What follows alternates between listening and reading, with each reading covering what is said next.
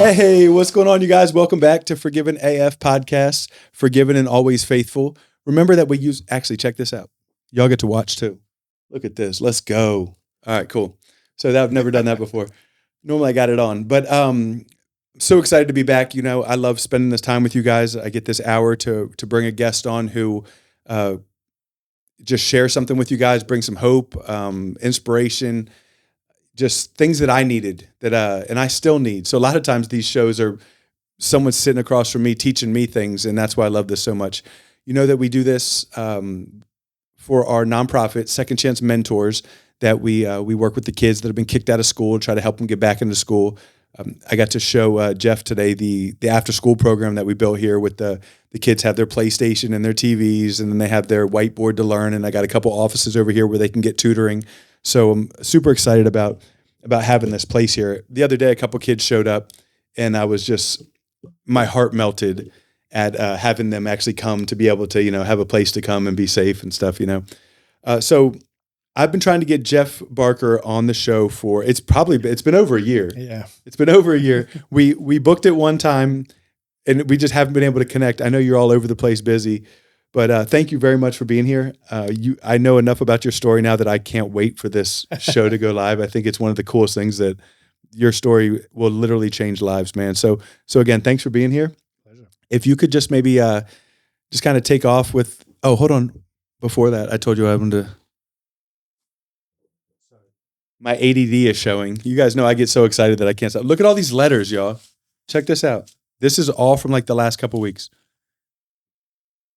I hope you guys know that I read every single one of these, and they mean the absolute world to me. I don't always get a chance to respond to them. I love you to death, but I don't have enough time sometimes to respond to them. And I don't want to just send out like a blank template saying, hey, I got your letter. You know what I mean?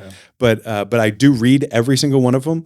And please don't stop writing. Like, I'm going to try to work on figuring out a way to do that, you know, and because I feel guilty, and that's why I'm bringing it up, because I get these letters and I'm like, oh, this is so heartfelt and this is so meaningful. And then I just, you know, put it into the pile, and then I feel guilty, you know?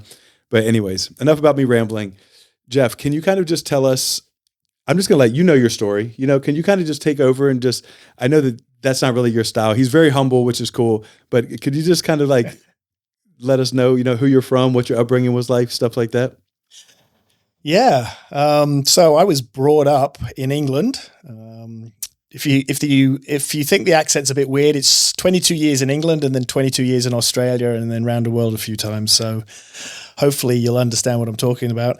I was brought up in England and had a very religious mother and a very atheistic father, you know, daddy issues. So trying to basically, get dad's approval. I think a lot of guys understand what that's like. I dealt with that for sure. Yeah. And also, you know, badly teased at school. So I'm like, what's the biggest, baddest thing I can do to shut up all my critics and get some attention from dad? And it was like to join the military and become special forces. So I joined the military and ended up in 4-2 Commando, Royal Marines, and did that for some time. And then after that, it was like, okay, well, what else? And I figured, okay, let's go overseas and see if I can make my fortune. So I scrubbed decks on a ship to get from England to Australia. And when I landed in Australia, I met my first wife, and shortly after I started up a personal training company. It was the first one in Australia. So we got to train all the celebrities. Oh, that's which cool. was really fun. Yeah. And that sort of got me a bit of a reputation as like trainer to the stars, and the magazines would write articles, and I'm like, wow, this fame thing's pretty cool. And I'd train the directors and the producers and all that sort of thing. And shortly after, a TV show came to town. You probably remember a 1980s TV show called American Gladiators. Well, they started up an Australian Gladiators, which was based exactly on the same thing by the same people. And so I went and tried out. There was 10,000 people trying out, and I was picked. And because I had Commando written on my arm from my military days, they called me Commando. So I got to wear the Lycra and run around beating people up on I remember that with those big sticks with the paddles. Yeah. That wasn't one of my games. I did do it, but I was on the wall and doing all the agile stuff. And so that sort of started this whole fame thing. And I'm like, this is fantastic, red carpets and, women throwing themselves at you and access to all these cool parties. And so that sort of went on for about 4 years, for me, for about 4 years. And I sort of saw it beginning, shows only last so long, and I'd managed to propel myself into this sort of other level where I was getting other work and doing other TV shows. We were writing books. I had best-selling books, and my wife had a syndicated radio show, and so we were like really rolling. And what does that mean, syndicated? It means radio? around the whole country. Okay. Yeah. And so I said to her at the time, I said, why don't we start up a model agency that caters to the new movie industry that's coming to town, because all the American movies were being made in Australia, up at Fox Studios, which was new. And so we had Mission Impossible and Matrix and Moulin Rouge and Troy and all these big movies. Yeah, I had no idea that those movies were made in Australia. They were made in Australia, yeah. And I'm like, wow, we could use this. So we started up this model agency. We named it after my wife, and it became the biggest model agency in Australia. And so now I'm living the high life, and I'm thinking I'm Hugh Hefner, because everywhere I go, I got like 5 girls, trailing behind me, and we're partying almost every night. And when I say partying, I considered it work, because that's what networking is, right? You go out, you meet the producers, you meet the directors, you meet new talent, and you do it over drinks and snort cocaine and your best mates by the end of the night. And that's how you justify it to yourself? That's how you justify it, yeah. And so I was doing that 4 or 5 days a week at least, and it was fantastic at first. We became huge. It was super fun. Yeah, felt like king of the world. And but after a while, we did this for like 15 years, and after a while, it starts to get a little ugly and a little needy. All of a sudden, you need much more drugs. You need much more alcohol. You're not recovering, and so you're taking things to recover. Yeah, and your work starts to suffer, and it got to the point where I was getting really badly depressed. Now, on top of this, I just want to jump back. I was a hardcore atheist. Okay. I had decided shortly after the military, or during the military, in fact, that I thought it was a load of rubbish. And I was a big science buff, so I'd read all the scientific literature, and I thought, well, it's clearly there's no God. I'd read all the debunkers of Christianity, and so I took the stance that this is rubbish, but I wanted to prove it was rubbish. And to do that, I was an avid reader, so I read all the major religious texts. I read the Tao Te Ching, which is the Chinese Taoist Bible, the Quran, the Gnostic Gospels, the Satanic Gospels, the Bhagavad Gita, anything I could get my hands on, I would read it. And it was because you were trying to build your case against Christianity? Correct, yeah. Okay. And I studied Hebrew to be able to destroy Christians in arguments, which isn't very hard because most Christians have no idea of the Hebrew root of things. And so I felt pretty cocky that I had got it nailed. Atheism was the way, science was the answer, and God was pathetic fairy tales that I wanted nothing to do with. And I felt it my duty to destroy Christians and spiritual people. Yeah, so it wasn't just not believe. It was, I want to make everyone else feel the same way as I do, or just smash their beliefs. Well, I wanted to wake them up. That was what my intention was. I felt that society was in the state, in the mess it was because of morals, and everybody trying to live these fake morals, keeping this cardboard cutout of themselves. Oh, I'm really great and I don't do anything bad, whilst doing all these bad things and bad things behind the scenes. And I'm like, if we could just be honest, if you be honest that you got a wife, but you want to have sex with 5 other women, if you could just say that, then we wouldn't have the trouble we have in society. You wouldn't have people, you wouldn't have had the Crusades, you wouldn't have had the crazy Muslim jihads, all of that stuff wouldn't be there. We would all be honest. And to me, that felt like truth. Yeah. And so I lived by Aleister Crowley's edict, which was to thine own self be true. That's the whole of the law. And I figured that if I lived true to myself and I fulfilled all my desires, as long as I wasn't hurting somebody else, which is what they say in the Satanic Gospels, that you would be the equivalent of a good person, a better person than the hypocrite Christians who went around saying one thing and doing another.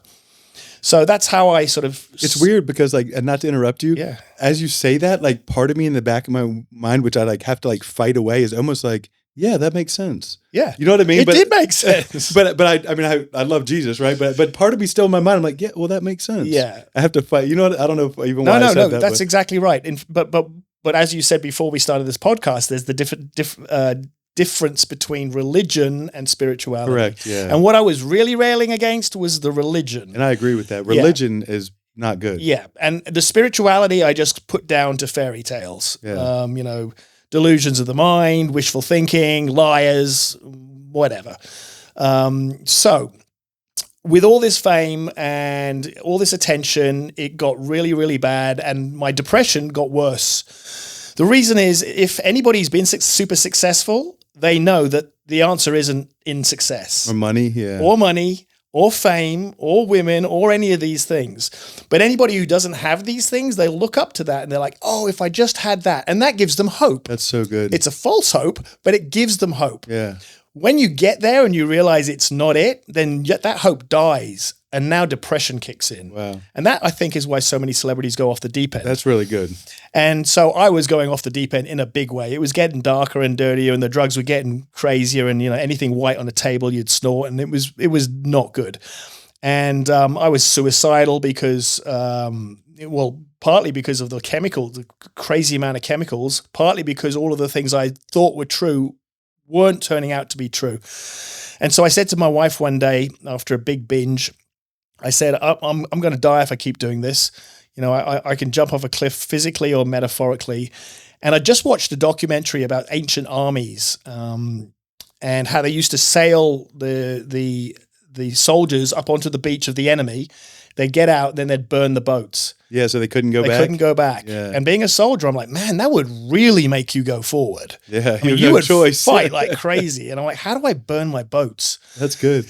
And so I said to her, and I don't know to this day why, I said, listen, I want to give away for free everything we own. Start again, get in a van, and go around to try and find out if this spiritual thing is true or if there's a meaning to life. Because I guarantee hedonism, paganism, and materialism is a pathway to death, and I'm going to die if I keep following it.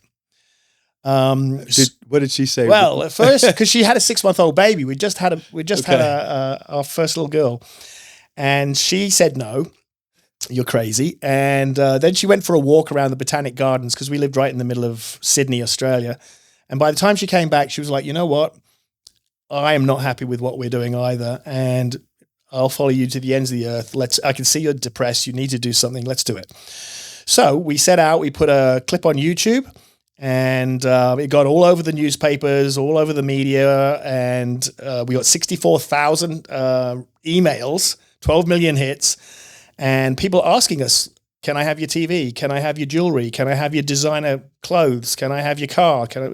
Etc. So we had 3 businesses at the time, so we gave those away to the staff, and over a period of a month, we would find out whether someone was worthy, like, yeah, okay, you really do have a Down syndrome child who needs a computer. We'll give you the computer. So you guys did your research? We did our research, yeah. We didn't just give it. We made sure that it was going to worthy homes, at least most of it. And once we'd done that, all we had left was a small white painter's van. It wasn't an RV. It wasn't anything flashy. I mean, Winnebago had sponsored us and said, we'll give you an RV, but that turned out to be a really bad idea. So we got a little painter's van and put a queen size bed in the back, and that was it. That and a suitcase of clothes. And we set out. And the idea was to go with the flow. I'd read a lot of New Age books by then because I was always reading, always updating my info to try and be able to destroy these people. And I knew that they believed in the universe and that the universe would provide. And I'm like, all right, buddy, let's see. So that was my first premise. Let's see if the universe provides. And so we had no plan. And we just set out, and we'd go to a gas station. I'd be filling up with gas. Guy next to me starts talking. And he'd say, oh, what are you guys up to? And I'd say, oh, I'm off looking for the meaning of life. And he'd say, well, do you know there's a guru living in the caves over there. So I'd go and live with the guru for a while, and we'd ask him what he thought, and he'd say, "Oh well, the Hare Krishnas are in the next state, so we go and live with the Hare Krishnas, and then we live with the Hindus, and we live with the Buddhists, and then we live with the Muslims, and then we live with the witches and the pagans and the nudists, and we live with everybody." Would you say that there was like pieces of what these people said and did that were actually like worth holding on to? Yeah, I mean that's the, I want to use the word deception, but it might be that's probably the deception of religions outside of Christ, is that they mimic. And there's a lot of wonderful teachings. A lot. To this day, I still quote Buddhist teachings because they are similar to Christian. Be good to people. Do unto others as you have done unto yourself. So a lot of it is almost like biblical. It's almost biblical, yeah. That makes sense. And that's why, a lot of people, especially in the New Age, are like, I'm a good person, I'm good to other people. I look after the planet. I look after animals. I don't, And it's like, these are all Christian principles. But at the end of the day, and I'm jumping to theology here, at the end of the day, the thing that matters is not the principles, it's Jesus. Jesus, yeah. And I was miles away from getting that. Yeah. So I'm like, these are good principles. These make me a good person. I'm gonna embrace them. I'm gonna do all the crazy rituals, stand on your head on a mountaintop with crystals in your ear and chanting for a day and a half and see what that does, and getting smudged and having incantations with witches holding daggers above your head, trying to help open your third eye. I mean, I did it all. That's crazy. And so we went round, ultimately for 7 years. We traveled, and with no actual like source of income. Well, that's the interesting part. So we had given everything away. We'd paid off all our bills, so we were literally left with peanuts, nothing. But we lived on almost nothing, which you can on the road. Yeah. And we would do what I called angel work. And so that would be like, I would see a broken fence. I would knock on the door. It'd be an old lady. I wouldn't say this, but I'd be thinking, I'm the angel that's come to fix your fence. And I'd say, I'll fix it for free. I don't want anything. I don't want barter. I don't want anything at all. I'm just here. It was put in front of me. So if there is a universe, the universe put that thing in front of me and I'll fix it. And I would. And this kind of, I don't know if at the time I thought maybe there's like some kind of goodwill measuring stick. I'm doing all these good things out of the goodness of my heart because I was really enjoying doing them, because I came from a background where it was all about the money, all about how much money I get for how much time, and then how much notoriety is in that as well. And it was all measured and and mercenary. You go to a party and you're like, all right, well, you're boring. I can't talk to you. But I've got to speak to this. What can I get out of this? What can I get out of this? Yeah. So this was a way of me reversing that mental structure by doing the opposite. Like, I'm going to do anything for anyone. And so we had this principle of saying yes. If you've ever seen Jim Carrey in The Yes Man, is that a movie? Man, it's classic. Yeah, you want to watch that. Basically, he can't say anything but yes, and he gets in all this trouble. But we decided we would say yes to everything. So if someone said, I've got 5 kids and my house is a complete tip and my husband's died, we would come in, we'd live with them for 2 weeks, we'd clean the entire house, we'd do schoolwork with their kids, we'd do the whole thing. Or if someone else had a husband that died, we'd go and hang out with them and look after their little one. Or someone's farm they were old people and they needed a break, hadn't had a break in 10 years, would come and spend some time on the farm, picking up cow manure for hundreds of acres and just doing things that we would never, ever have done, even for pay, back in the days of being fabulous down on red carpets. And I remember my wife one day, she said to me, this is one particular day, it was boiling hot summer, and we're picking up all this cow dung and this dog crap from this big farm that the residents hadn't been able to do because they were older. And I was out there for hours, and she comes up to me and she's sweating too. And she's like, "What are you doing? Why are we doing this?" And I just said, because it's making me feel good. I'm here giving these people a gift. And when you give a gift, that makes you feel good. It's true.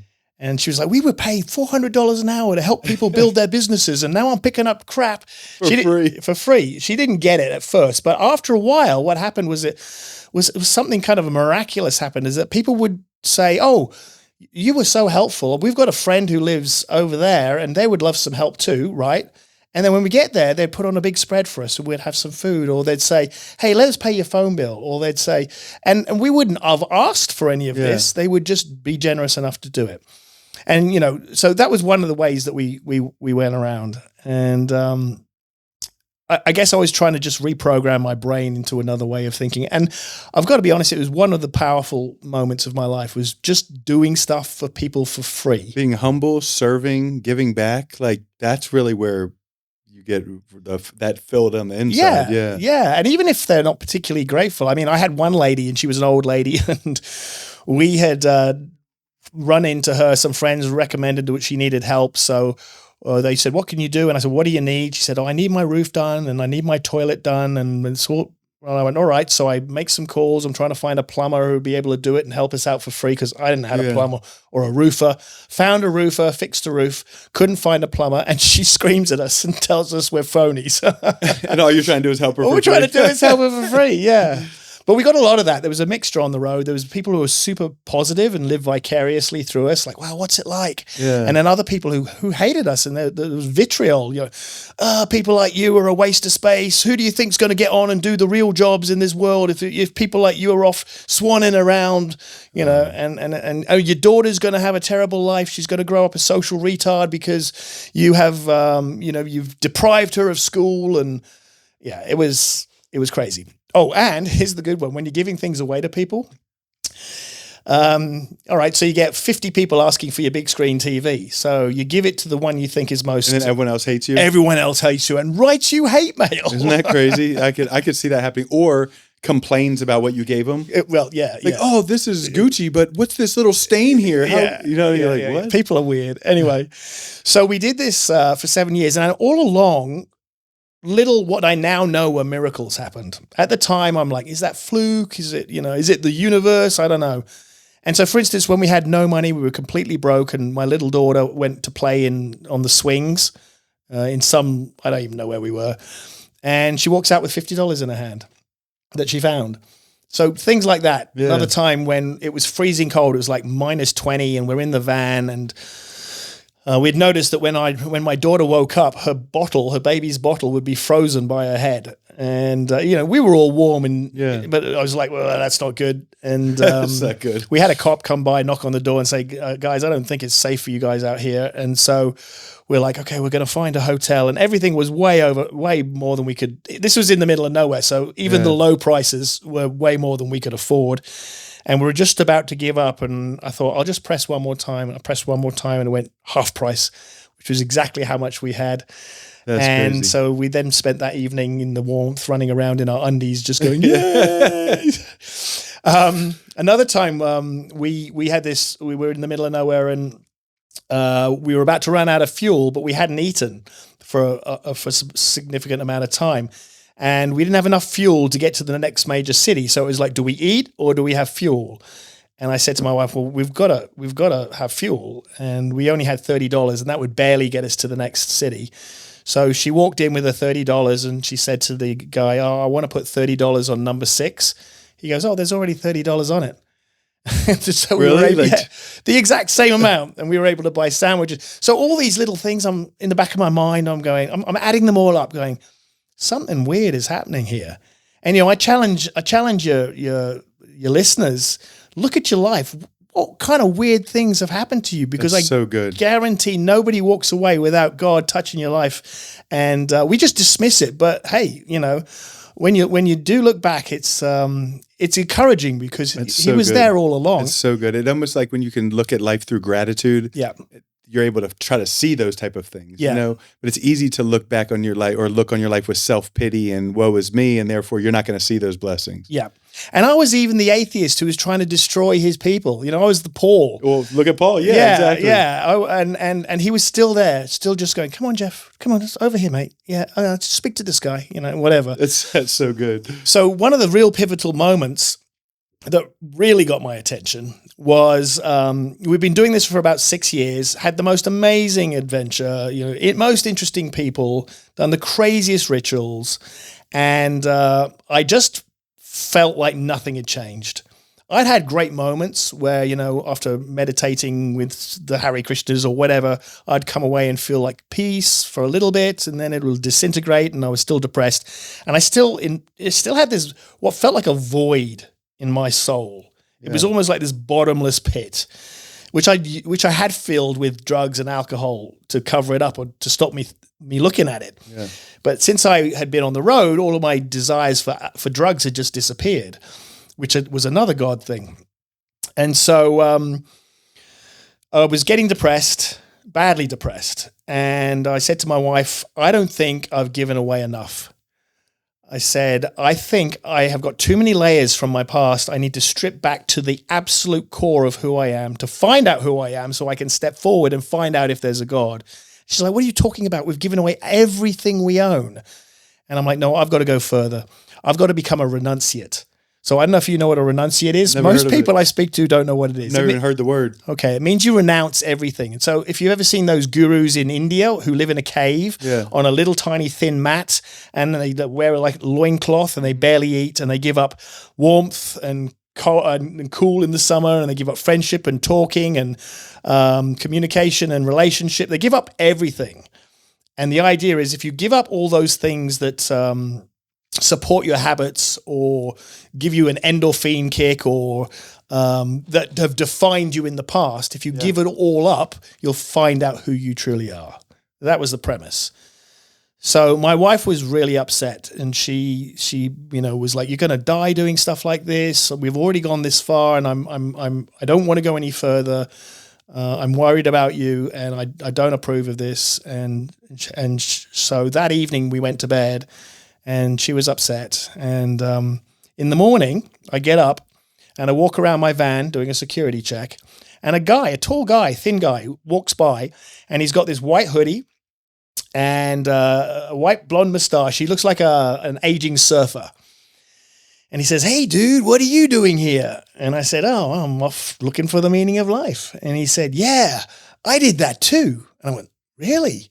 What did you do?" He said, "I was a renunciate." I'm like, "What?" Like just randomly, and you were just... I'm in the middle of nowhere. He said, "I was a renunciate." I'm like, "What?" He goes, "Yeah." He said, "I was a renunciate for several years." He said, "And then one day I realized," he said, "I was really good at giving everything up. And I realized there was one thing I couldn't give up. And that was the pride I had in how good I was at giving everything up." Oh, that's deep. My head went... And he said, I got out of the cave. I went down to the village. I borrowed some money. I bought a bottle of Jack Daniels, a packet of cigarettes, a tub of ice cream, and I never went back. And I'm like, wow. I mean, in my whole life, I have never met a renunciate before or after that moment, the day I said to my wife, I'm going to be a renunciate. That's crazy. It's nuts. So I'm going, universe, you really might be there. And my wife's like, yay, God's real. So that to me was like a giant full stop. That was as clear as day. Do not go down that road. It's not the path to truth. So I didn't. So we spent another year going around doing what we were doing, the same old. And my daughter's about to turn 7, so we came up to the 7th year. And I'm thinking, we've done this a long time. I had twin sons as well to my first wife, and they're like, "Dad, it's time to come home, time to hang with us in California. You've been gone." And let me clarify, one of the reasons I was doing this was for my sons. So I had these twin boys, and I thought, if I can't put my own children on the path of truth, what kind of a father am I?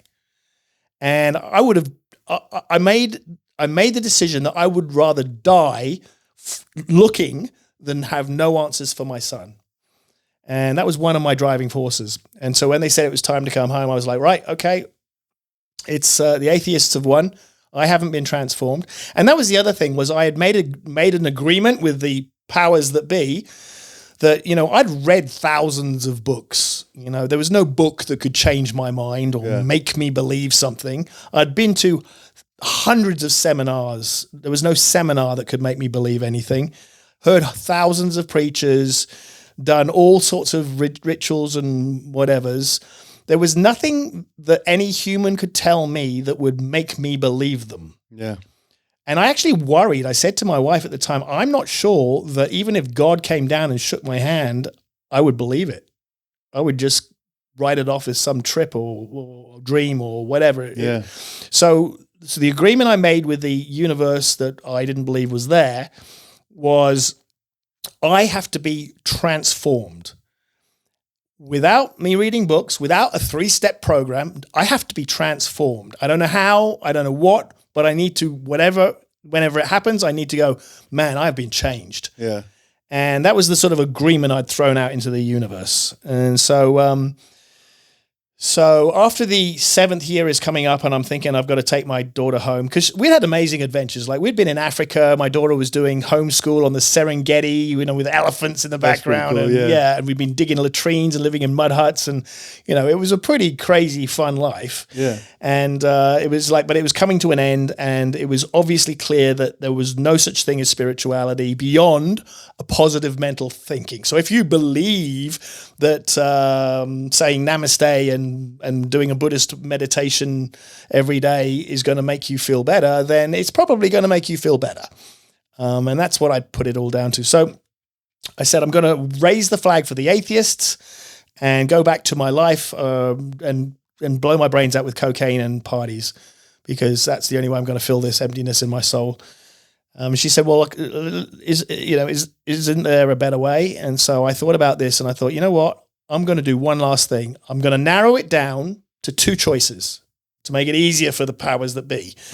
It's either the New Age kind of Indian guru sort of thing, God, or the only thing I hadn't given a chance was the Christian God, because I knew that was a load of rubbish. Yeah, you had this. I'd had that experience. Anger towards, and I had anger towards what I've been let down. It was all hypocrites. And so I said, I'm going to do a 40-day fast.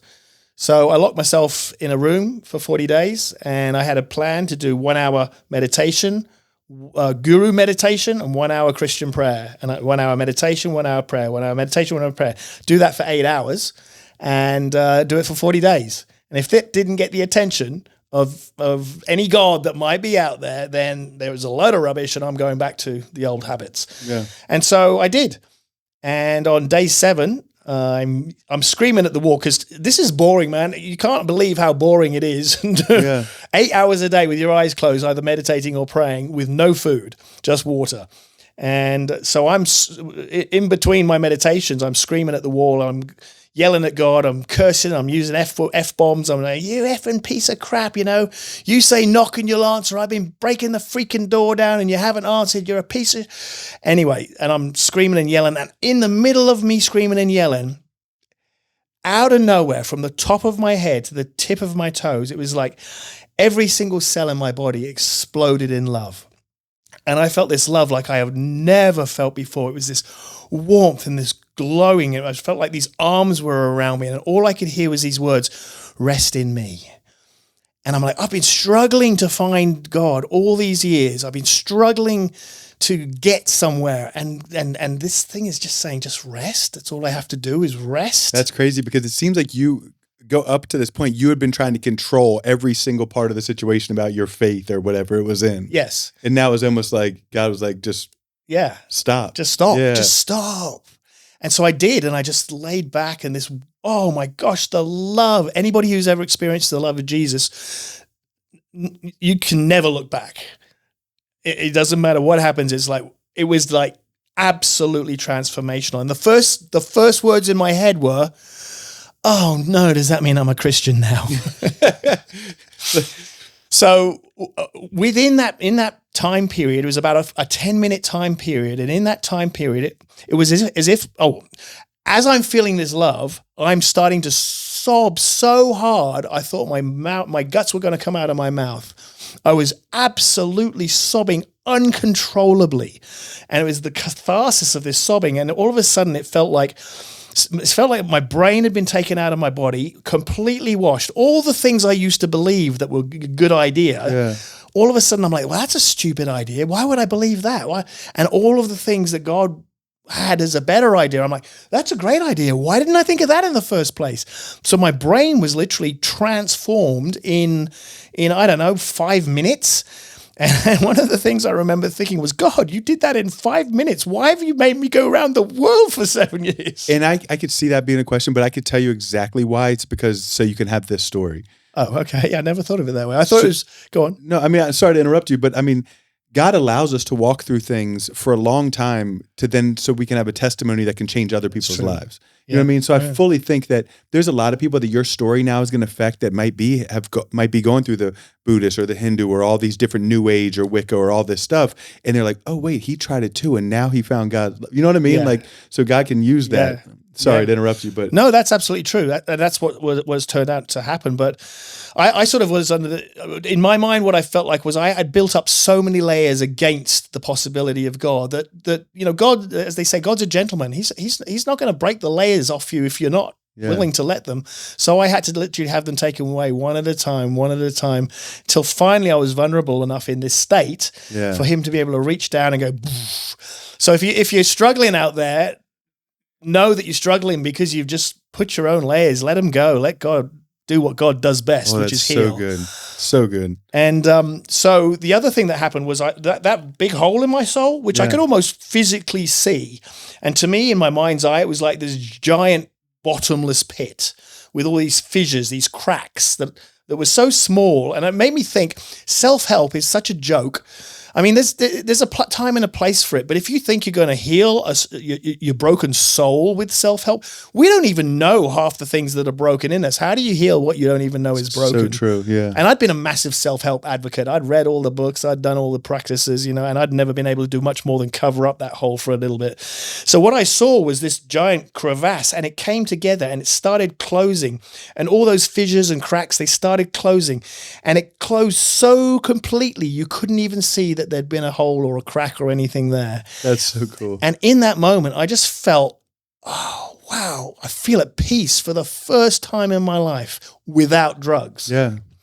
And so naturally, I have this healing, and my argument with God is, why did you take this 7 years to give me this? But you're right, that it's about the journey and the story, and I thought also, okay, so this was day 7. I've got X number of days, like 33 days left. I'm going to do them.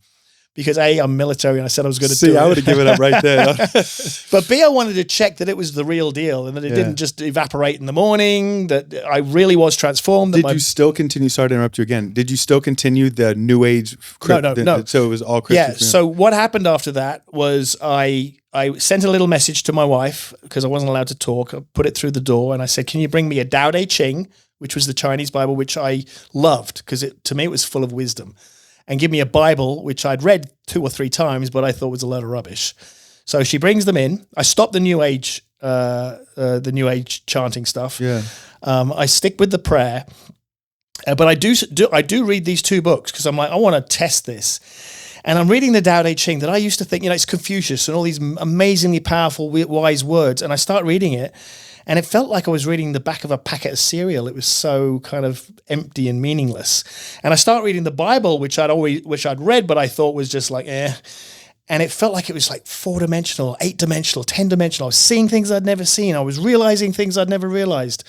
And I'm like, wow, what is going on? That's so cool. And so I did that for the rest of the time. Yeah. And when I came out, my wife was like, right, what religion am I? Do I get to wear orange like the Buddhists? It's cool that your wife was so supportive of your. Yeah, she's your wife. You're still married. Still married, 28 years. You could tell. I mean, I don't think you get rid of her at that point. That's awesome. Yeah, and she'd been through all the crazy partying with me and the whole 9 yards. Anyway, so she says, am I wearing Buddhist gear? Because she thought I was going to end up as a Buddhist. Because it's so easy to gravitate towards that. It seems such a good religion. Yeah. And I went, no, it's Jesus. And she's like, hell no, I'm not doing the Jesus thing. I mean, you had brainwashed her to this point to be against. She had been brought up Christian. She was a preacher's kid, and she'd had a lot of hurt. Why does it seem like that?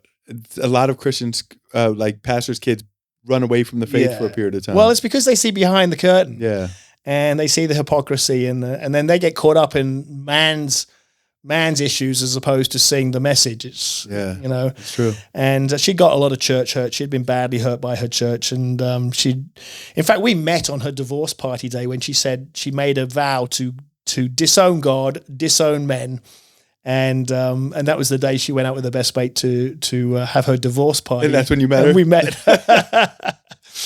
Anyway, so I told her it's Jesus. She's like, hell no, I'm not doing that. Anyway, 3 months later, she's at a Dave Ramsey seminar learning about finances, and the Holy Spirit just smacks her, bang, and she starts sobbing. And she, like I had been sobbing, and she ran outside and she said, it's Jesus and I want to give my heart to Jesus. And so she did. And of course, like all good women, she then took the ball and ran. Next minute, she's running the women's meetings and she's doing all the women's stuff. And now she's at Dallas Seminary doing a theology degree. How cool is that? Yeah. That's so awesome. And then, so now this next part of the story is what I'm really excited about. Go ahead. I don't want to interrupt your story. So now, Go on. So next thing, and then you get offered the job. That's what I'm excited about getting to. So we spent some time in California. I was mostly into crypto trading and that sort of thing. And I was drinking quite a lot because God had taken away the alcohol, but doing the job I was doing, it was very empty, and it's like there was no meaning to it. And I I prayed to God. I said, God, I've spent so many years destroying your kingdom. And it breaks my heart to think of all those people at all the parties that I used to go up to, find out if they had any faith at all, and then spend the whole party destroying it. So I just was like, God, how can I give back to your kingdom? And how do I beat this alcohol problem? And he answered, because the next day I get a call from one of my mates. He says, hey, I work with the #1 recovery home in America. It's got the highest success rate, and they're opening up Dallas Fort Worth. They need somebody who can kick some doors down and put some energy into it. And I'm like, well, I've never been in ministry, because it's 100% Christ focused. I've never been in ministry. I've never been in corporate. It's a big organization. And I've not even been employed, because I've been self-employed my whole life. I don't think I can do this. Anyway, God decided I was going to do it. And I get the job, much to my amazement. And I'm like, no, I don't think I want to do this job. And God's like, you can be in rehab or you can work on rehab. I remember you said that. That hit me hard. Yeah. And I'm like, I'll take the check. I'll take the job. And, it turned out to be the most amazing thing I've ever done. It is so edifying. The way we help people through their addiction through a Christ-based program. I love it. Because at the end of the day, if why do it on your own? Why not do it with the power of the universe helping you? So good. And so I'm around all these guys who've got equally as crazy testimonies as I have, and who've ended up in horrible circumstances. And it really kicked the booze out of me. I'm like, I'm not going down that path anymore. Yeah. So it was a wonderful thing for me to be around these people and learn from them, because I'm learning from these guys in addiction. They're more full of Jesus than most people in church. Oh, a lot of the guys that are struggling with addiction? 100%. Oh, yeah. And, I'm like, if I don't go to a church full of addicts, I don't want to go to that church. And I agree with that 100%. I learned some of the people that I got like my base of my faith walk from were guys incarcerated. There's some men that love Jesus in prison, and there's, you know what I mean? And there's some guys in recovery that love Jesus. Yeah. And they know how to love Jesus, because they know what it's like to be truly rescued. Exactly. And I mean rescue, because if you've ever been in the depths of all that crap and that dirt and that disgusting feeling in your body and your mind, your soul, you're just broken, and someone pulls you out of it, man, your gratitude to that is just unbelievable. That's so good. So Hope is Alive. If you guys remember, a couple seasons ago, Trevor Berger was on the show, and I got a ton of letters about Trevor, and then also he's gotten a ton of letters of people asking, hey, how do I have nowhere to go? How do I get into the... And that's what made me reach out to Hope is Alive. And I was like, look, I'm getting all these letters from people that don't have anywhere to go, that are looking for, somewhere to go to when they get out of prison, somewhere where they can work on. Because a lot of people, when they get out of prison, they're scared. Yeah. They're scared. They're like, okay, I think I can do this, but it's the most amazing program, you guys. I've gone a few times on Sundays where I'll just take a meal, you know what I mean? And they'll have their house meeting. And it's like, I almost don't want to leave. Yeah. I almost want to be part of it. You know what I mean? It's such a brotherhood. It's such a brotherhood. Yeah. It's almost like it reminds me of when I was in a fraternity in college. Yeah. It really does. And seeing the way these men love each other, and they're vulnerable and transparent, and they're honest, and they give congratulations to each other. Like, hey, I want to shout out, Mike for this. And it's like, it's stuff that you don't see a lot right now with men, especially, you know what I mean? Yeah. And I wish they had this program just for everybody. I mean, everybody needs to do this program. I agree. Because it goes through all addictions. It's not just alcohol and drugs. It goes through sex and relationships and all those kind of things. And it deals with codependence, which of course is one of the good one. key factors in addiction. Absolutely. And so guys are coming out, I believe guys are coming out of this program better equipped for life than anybody who goes to college. I agree. And I just wish that schools taught this kind of thing. Absolutely. Can you kind of tell us or give like our listeners who maybe are in that situation of maybe getting out soon, or like kind of what, for one, how can they find out? Yeah. Like, is there a couple avenues of how to find out? Yeah, there's several avenues. Number one is we have a 24-hour hotline. 24 hours, 7 days a week, manned by people who've called the hotline before. That's cool. So it's like, giving back. How cool is that? Yeah. And they'll talk you through anything you want. So whether it's you or whether it's a friend who needs help, you can just call them and say, hey, I got this mate who needs help. Just give them a call and they'll talk you through all the various steps it will take to get them clean, get them in our house. Now, we work with hundreds of different other recovery groups, medical recovery and various other groups. They'll send people to us, we'll send people to them. And so we have access to all of this information. That's so, cool. Coming to us is not just about come and be with us. It's like, come to us and let us work out the right way to help your recovery. That's so cool. So so it's not like you're just trying to hoard everything. You're like, you know what? You might be best.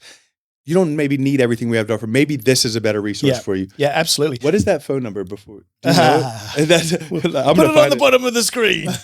I'm going to find it because I bet you I can find it. So go ahead. What is another option? Yeah, so, one of the other programs we've got, which I'd like to mention, is a program for the parents or the family members of loved ones who are in addiction. So if you or your parents are struggling to understand how to deal with somebody in addiction, we have a completely free program.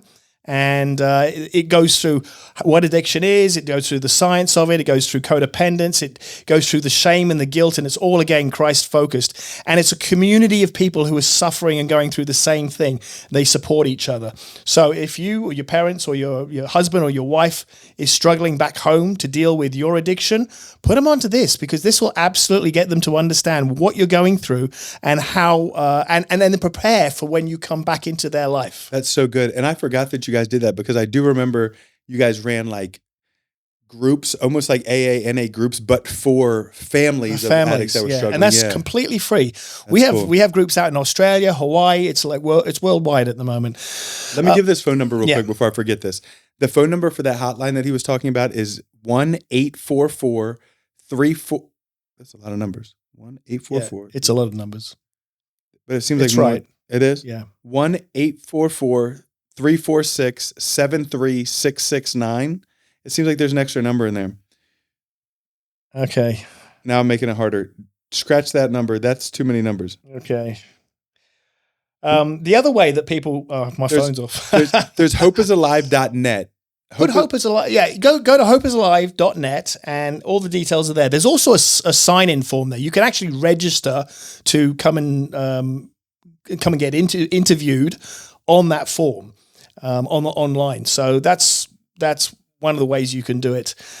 So that was the number. It is 1-844-3-HOPE-NOW. Yeah. So that is the number. It just seems like more. You want to say it again? Yeah, it just seemed like more numbers than I thought that it was, but it's correct. It is right here. Now it doesn't want to give it to me. So it is a process. You call up and you'll go through this process of them working with you as to what will be best fit for you. They'll give you some options. Now, we've had people who are in different states and we've gone to pick them up. And it's a real family thing. So we can show you the love right off the bat and show you what we're all about. And then you'll do an interview with one of the house managers, or one of the program managers, I should say, and then we'll fit you in where you will fit best. So it's exciting when people get in. And of course, our houses, we've got 27 houses around the country, and they're beautiful houses. When I was told I was going to work in recovery, I was like, oh my gosh, this is like people rocking on the floor, drooling with nurses running around. I'm like, I wasn't that excited about it. And then I went down to the house and I'm like, man, this is because it's got marble bench tops and chandeliers. And I'm like, you put drug addicts in these homes? I'm so glad that you brought that up, because the house that I go to here in North Arlington, it's a mansion. It's giant, and it's a beautiful home with a big, beautiful swimming pool. You're not living in some nasty halfway house. Like, and the swimming pool they use for, like, you know, if you have kids sometimes on the weekends, you're allowed to bring your kids around. You can play with them in the swimming pool, and of course we have baptisms in the swimming pool, which makes it extra special. That is extra special. So hopeisalive.net. Okay, hopeisalive.net is a resource. That's where everything that you want to get is going to be there. But also, you can write me if you need a paper application. They sent me the link to them, so I'll print them off. I read these letters. If I get a letter that says, hey, I want an application, remember, my address here is 8001 Valcasey, Valcasi, Valcasey Drive, and that's Arlington, Texas, 76001, and it's Suite 131. So write me if you want an application. I'll get it sent to you. And I'm super thankful for you guys, for Lance, the guy that created it, for being willing to help pour into this podcast. You know what I mean? Like, it means the world to me. When I asked him and he said, let me do my research on you first, which any smart person would, and then when they came back and said, yeah, we will, it actually gave me some feeling like, oh man, I'm actually doing a good job. Yeah. It made me feel good. Well, it's interesting because if you go up to the head offices in Oklahoma City, there's 100 staff in Hope is Alive, and about 90 of them are ex-addicts who've been through the program. That's so cool. Like Trevor, yeah. Yeah. So it's powerful just to, you go through the offices and you see this lovely little accountant lady and you think, oh, she looks like a normal accountant. And then you meet her at the coffee bar and you're like, you did what? You lived under a bridge and turned tricks for 4 years? What are you talking about? Yeah, that's crazy. Kind of mind-blowing. But that's cool that he believes in the program, that he runs so much that he's willing to bring those people on. Like, it just shows that the transformation. It shows the transformation and the power of God to renew. And if you've ever wanted to renew your life and you haven't realized that the power of God renews lives, not the power of religion, not the power of books or seminars, but the power of Jesus. So good. Completely breaks you open. And I'm living testimony. Rock solid atheist. And I used to even write the foreword when I was doing the Fame thing. I even wrote forewords to like atheist style anti-church books. I hated Christians that much, and here I am saying Jesus rules. It's funny. He'll use anybody, right? I mean, it's like we said before. Look at how he used Paul. Paul was killing Christians, and then ended up being like their starter of how many churches? All the original churches. Yeah, that's so good. Geoff, thank you so much, bro, for coming to do this. Oh, this has been a pleasure. It's a great studio. Thank you very much. Just finally got it put together. This will be our second show in here. But remember, hopeisalive.net. I'm telling you, that has the resource for everything. If you have someone on the outside that can send it to you. But again, I do not mind. If you want to reach out to me, I'll get it sent in to you. It'd actually be an honor for me. So if you write me and say, I want the application, I love that. So send it in. And again, you got anything else to say before we?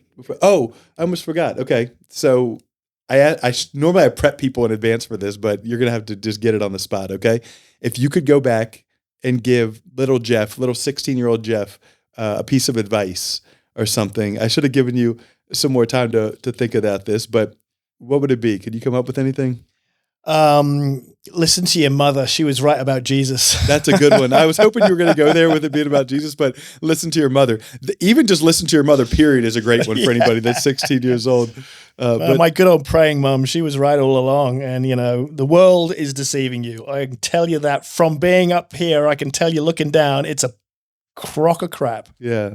And it's crazy. My favorite part of your whole thing was when you talked about how, because I find myself doing it. Oh, if I just made more money, if I just had this more status, if I could get this many likes on a post, if I could get this many followers, you know what I mean? Then I would be happy. Mm-hmm. Then I would be content. And hearing someone who had it all like you did, with the girls following you and living the life of partying, and which, sometimes I can still trick myself into thinking I miss. Mm-hmm. You know what I mean? I can still be like, remember, because a lot of times as addicts, we will remember the good times, but forget about the misery. Yeah. You know what I mean? Yeah. So just hearing you say that, it's like I needed to hear that today, that Sean, slow down.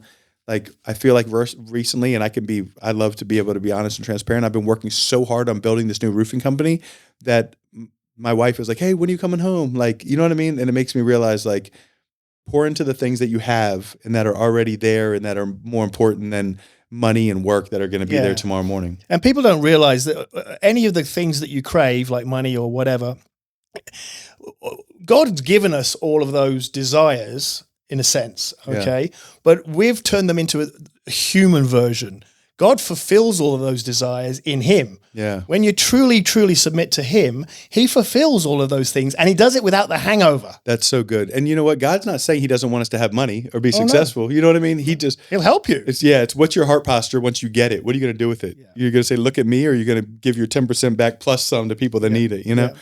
Geoff, thank you so much. Pleasure. And remember, if you're watching this, that you're loved and you're forgiven, and there's nothing you can do about it. Amen. Peace. Peace.